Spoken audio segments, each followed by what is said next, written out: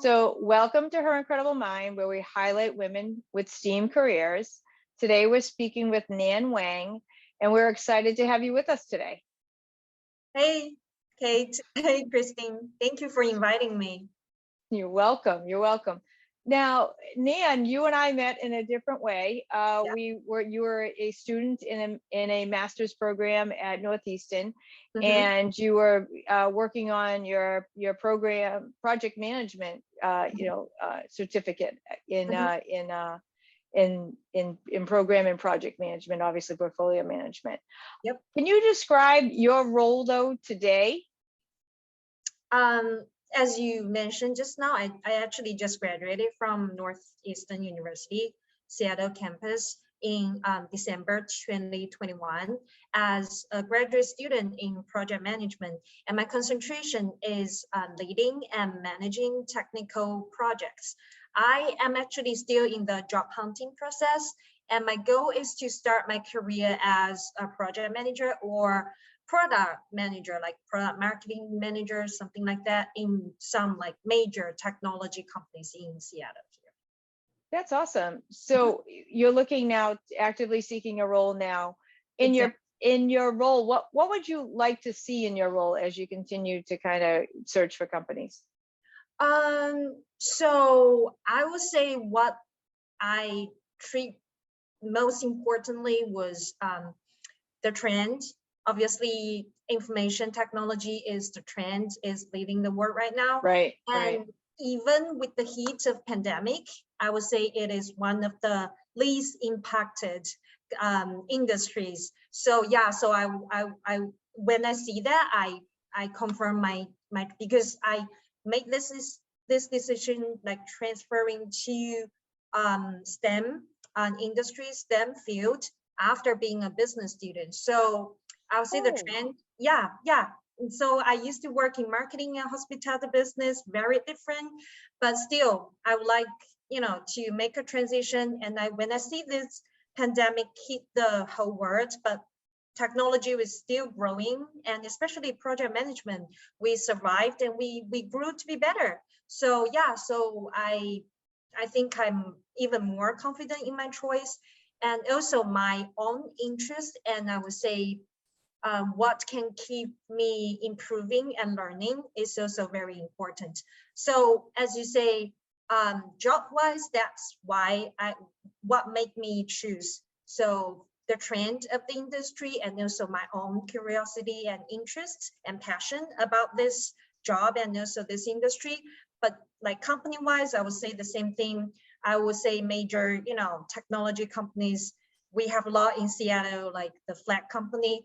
I'll be very lucky if I can get into one, but anything, just, anything that comes with product marketing manager is my top priority, but also, anything with project management and in the STEM field and in the technology field. Yeah. Yeah, no, that's a great, area to start in. I remember starting my career in technology, and I was in the kind of technical aspects of it, not so much the project management. In fact, IT, all kidding aside, really lacked project management for years. We didn't have, really great structure when it came to, rolling out applications or, going through and, doing any sort of projects that would be, enabling the business or anything like that. Was not the kind of way that we actually designed projects back then. So it's nice to see that focus now on product management, as well as project management, as well as portfolio management, and really marrying IT and the company roadmap is really what you want to do. You know what I mean? That's a big deal. So that's great though, that you know where you want to be. So when you were in hospitality and management in that area, what did you do in that area? So I used to be a student at Michigan State University, and one of their top ranking major is hospitality business. So we learned basically how to run like hotels, food and beverage, any kind of like, I would say service, but related to hospitality business. So I had 2 major internships. Oh, by the way, my family ran business when I was young, doing like big restaurant franchising restaurant in China. So I guess that made me interested. I mean, wanted to try. I always see my mom flying around and then doing cool things. So yeah, so I was like, oh, I want to be her. But when I really started as like a student and doing internship at New York City and even in China, I would say it's not about like being tough. I did great, and I could get like a return offer, but still I guess that's not, after I tried, that's not what I wanted to do. So I was like, so yeah, so that's when I decided I still want to be in business industry, but I went to marketing, and then I used to be a sales, and then I also got a diploma in marketing. So yeah, so that's a very winding career path, but still, I think I was not regret. I mean, everything counts, so I like it. Yeah, we learn a lot on this, interview series that women don't always stick to the initial career that they thought they always wanted to be in. Mm-hmm. And giving ourselves the freedom to change streams or change, lanes, if you will, as we go along is really important. Yeah. We continue to make sure that, people understand that you're growing, you're on a journey, throughout your Yeah. career to decide where you want to be. Mm-hmm. I think it's fabulous that you started in the hospitality and hotel industry, because that's a really tough industry to be in. It's high retail, Yeah. high turnover. It's definitely Yeah. something where you need to be on your toes, and you really need to be invested in that role. Mm-hmm. Most people in that industry either go like you do, where they start very young and they really just they find out that it's not really for them, that's not where they want to be. And then other people stay in it forever. They just stay in that one industry forever. I know a bunch of people in New York City who actually have had the role for probably 30 years, you know what I Yeah. mean, that they've been in the industry. So it's a neat place, because you meet a lot of different people when you're in the hospitality industry. Yeah. Yeah, definitely. Especially if you work for like big hotels, even if you run like a small business, like a restaurant, you meet tons of different people. But I work in DoubleTree at Times Square, literally Times Square. So, yeah, I would say tons of new people, new faces, and a lot of interesting things happening here and there. So yeah, it's not about um, the job itself. It's just choosing lifestyles. I think I don't get to really enjoy being in the industry, the lifestyles. So yeah, so work and life really comes together, right? So Absolutely. yeah, if it messed up your life a little bit, even though you can do great, even though it has a lot of opportunities, even though it's fun, you may need to reconsider. And Right. as you Absolutely. say, yeah, be brave and open minded to other stuff. I mean, to me, life is about experiencing. So yeah, it is short. So yeah, just take it and then experience and try your best. Don't quit, don't regret. That's what I do. Absolutely. And you have to keep moving forward. And when you say that, life and, work, kind of your work and home have to kind of balance. And obviously we're in a situation now where, there is no choice other than to try to find balance, right? Uh-huh. Somewhere we have to do it within ourselves, you know what I mean? Hmm. And it's very tough. It's not easy on everyone. So Yeah. I totally get where you're coming from with that. It's difficult at best.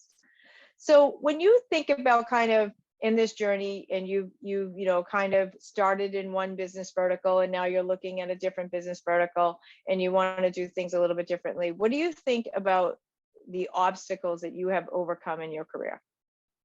Uh, that is a good question. So when I worked in the marketing and sales industry, and even in the hospitality business, I overcame I would say the obstacle or difficulty of communicating and negotiating with, you know, clients and with all those new faces and everything happens. So however, when I started to be a PM, I found I still had difficulties in communicating with my stakeholders, including like my team members, like my sponsors.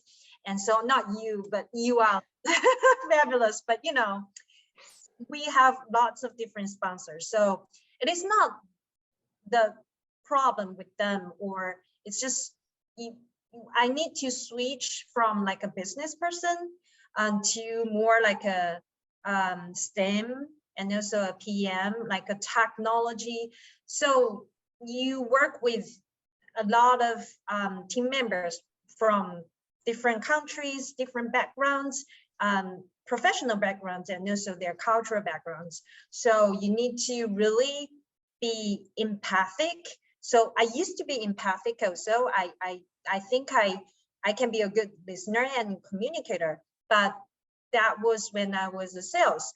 So I used to be empathic with my clients, but my team members are not my clients. So I need to be like, I need to reposition myself and then be empathic with my team members and sponsors and other stakeholders. So yeah, that's what I do. And I actually enjoyed that, because after after resolving the issues, you will start learning from them, because everyone has something that you don't know. So yeah, it is interesting, always like talking with, you know, with you guys and different people from different culture and also different professional backgrounds. So yeah, so I think I figured that out, and then I enjoyed the process afterwards.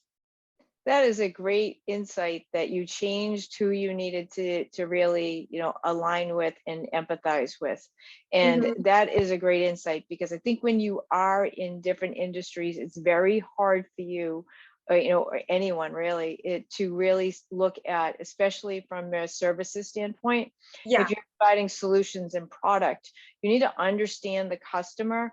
And from a sales side, I'm sure everyone's just, you know, it's understanding the customer in a very, very smaller segment than it Mm-hmm. is in the larger segment, where you're designing a product with feedback from, you know, 1,000 people that have Yeah. feedback on everything that you're putting in place. And yet you're sifting through all of that and trying to Mm-hmm. figure out what's important and what's not, you know, and what needs to be in a product, but when that needs to be in a product, you know. Mm-hmm. So it's very different in product development, but it's insightful to me that you understood that your empathy for your clients needed to be reapplied to your team Exactly. members. And that was fantastic. None. Mm-hmm. That is a great learning lesson. Thank you. So if you had to look back at your younger self, what would Mm-hmm. you tell your younger self? I don't really have anything that I would say I wanted to go back and change. So I don't have many like lectures for my younger self. So maybe I would just sit down and chat with her, because I should be the one who knows and understands her the most.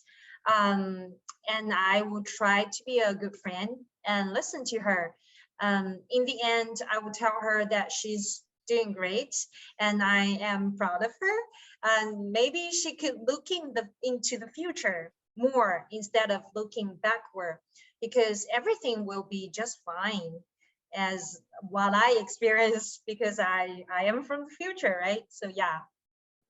I love that. I love that you would look to the future and tell Uh-huh. her everything's, that's great. That's great. Because So when I sit down and really think of this question, I don't know, I wanted to change.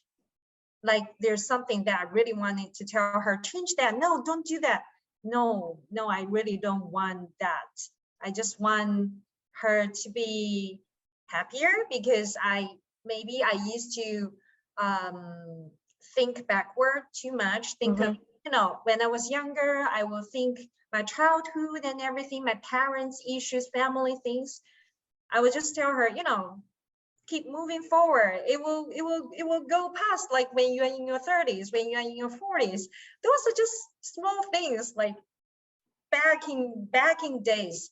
And the future is brighter if you look forward. That is awesome. No, I think that's great. I really do. Now, Thank you. what would you do if you needed to limit your LinkedIn profile to 3 words? What would they be? So I think creative, even though it's a very simple word, but I think I am very creative, and I'm also very goal oriented. So if I set the goal, I just have to reach it. Mm-hmm. The last word, I don't know. I feel a little bit vain to say that, you know, intelligent or like brilliant. So if, I mean, for how much you know about me, will you add up to the last word? The last word is always the hardest because it's the last one. You have to pick, like, you know, the best one, but I don't have one in the top of my head. Do you have one for me? So I have 2 for you, actually, Oh, that okay. I I need to think write that of when I down. think of you. I would say that you are confident and Oh, capable. And that's what I think you are, is confident and capable. I think that you are capable of doing your job. You're confident in what you do, and you're confident also in helping others. And I thank think that that is a big deal. thank You know, so I guess you probably want to add collaborative there. So you've got the 3 C's: confident, Oh, collaborative, you know, and then you go there. uh-huh. So it's all good. Yeah, I like them. I like them. Yeah, 3 C's. Yeah. Yeah. Mhm. Thank So you. absolutely. So thank you for being here today, Nan. You know, we Mhm, enjoyed sharing your story. mhm, Your willingness and courage to share your story, you know, might have inspired someone to follow in your path. So mhm. we truly appreciate your support. Thank you, Kate.